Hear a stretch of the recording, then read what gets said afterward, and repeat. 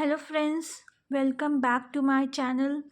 आज जिस टॉपिक पे मैं वीडियो बना रही हूँ वो आपका इग्नू से रिलेटेड ही है, लेकिन इस बार सब्जेक्ट कोड चेंज है। वो इस बार जैसे कि मैंने पिछली बार MHI 03 पे बनाया था सेकेंड ईयर के स्टूडेंट्स के लिए, वैसे ही इस बार मैंने MHI 06 पे बनाया है। MHI 06 according to the latest syllabus first year students के पास भी है ये सब्जेक्ट और सेकेंड ईयर के पास तो है ही है।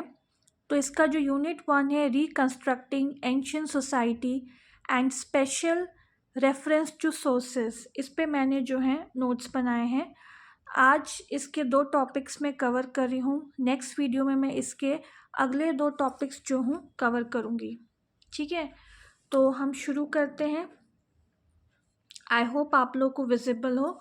अगर आप लोग को विजिबल नहीं है तो आप मुझे प्लीज़ कमेंट सेक्शन पे लिख के बताइएगा। ठीक है, मैं और इसको जूम कर देती हूँ। अब तो आप लोगों को विजिबल होगा। तो मैंने शॉर्ट नोट्स बनाए हैं। सबसे पहले जो टॉपिक लिया है मैंने वो लिया है anthropological readings of the ancient Indian society. तो इसमें जो पॉइंट्स मैंने लिखे हैं वो हैं the Romans had acquired most of the information related to India between the 6th and 4th century BC by the Greek. For instance, Syllax of Carianda, who was a Greek officer, surveyed the Indus Valley around 515 BC. Herodotus wrote about India in the histories which express the Persian War. We are greatly supported by the writings of Megasthenes, who was a Greek ambassador to the court of the Mauryas, and he lived in the Gangetic plain. The domestication of plants and animals paved the way for the emergence of the tribal world. There were 3 elements in the tribal stage of life, like production of consumption, community ownership, and the absence of power. In the tribal world, the descent is generally determined by the male line, but there are some tribes like the Khasis who seek their base in the female line. The members of a tribe are regarded as related to one another by blood. An individual becomes the member of a tribal society by virtue of birth. The resources of nature are held by the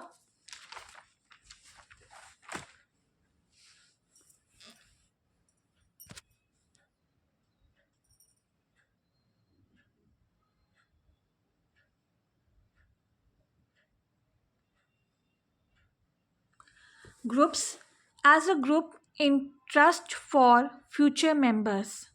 The interrelatedness also point to the duties and obligation for which the members of one tribe are responsible for the others in the tribe. It can be said that the early society was the hunter-gatherer. Periodic movements marked their life. As the society became more stable, the family emerged as the dynamic unit of the social life, and the sense of cooperation became the life and the sense of cooperation became the guiding principle of life. When agriculture began to be practiced, people started settling down at a particular place to cultivate the land. The new pattern of social life encouraged the development of the stable villages. The deep sense of cooperation among the people resulted in the birth of new economic system which further had an immense impact on the social life of the people. In this way, the society was transferred from the stage of hunter-gatherer to the stable village life. तो यहाँ पे ये topic मैंने finish किया है और मैंने इसका आंसर जो है आपको अकॉर्डिंग टू क्या कहते हैं, इसका आंसर मैंने आपको अकॉर्डिंग टू शॉर्ट नोट के फॉर्म में दिया। अगर किसी को भी इसके रिलेटेड शॉर्ट नोट चाहिए हो तो ये इस फॉर्म में आप लिख सकते हैं। मैंने एक्चुअली पॉइंट्स में लिखा है, आप लोग चाहें तो इसे पैराग्राफ बना के भी लिख सकते हैं। अपने पॉइंट्स भी अगर आप लोग चाहें तो ऐड कर सकते हैं। उसके बाद जो नेक्स्ट टॉपिक मैंने लिया है शॉर्ट नोट में क्योंकि मैंने ओवरऑल जो आपका 10 ईयर्स के पेपर देखे तो ज़्यादातर इस चैप्टर से शॉर्ट नोट्स ही पूछे गए हैं। तो मैंने सोचा मैं आप लोगों को आज 2 टॉपिक्स पे शॉर्ट नोट दे दूं और बाकी 2 टॉपिक्स पे शॉर्ट नोट मैं आप लोगों को नेक्स्ट वीडियो में प्रोवाइड कराऊंगी। तो यहाँ पे आप देख सकते हैं सेकंड टॉपिक जो मैंने लिया है वो है एपिग्राफी। तो एपिग्राफी के पॉइंट्स क्या है? Epigraphy deals with the study of inscription. They are of course our most reliable sources to know about the nature of society which was prevalent in ancient India. Inscriptions are mainly found on the stone tablets, metal plates, pillars, and the walls of caves. थोड़ा zoom कर देती हूँ मैं।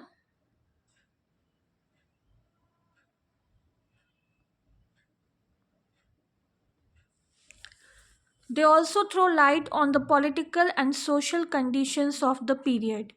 The inscriptions like the edicts of Ashoka, the pillars of Samudragupta and Rudradaman I are famous for their religious and administrative importance. The inscription found at Delhi and Behrampur are the example of bilingual inscription. We have the inscription related to the musical rules found in the Pudukuttai, and those inscribed on a tower of Chittor are related to the treatise on architecture. We learn a great deal of knowledge related to taxes, trade, and currency from the Mandsaur copper plate, the Sohgora plate from Gorakhpur district, the Ehol inscription of Mahendravarman, and the Uttira Merur inscription of Cholas. These inscriptions also give evidence to the boundaries of kingdoms and empire ruled over by the contemporary ruler.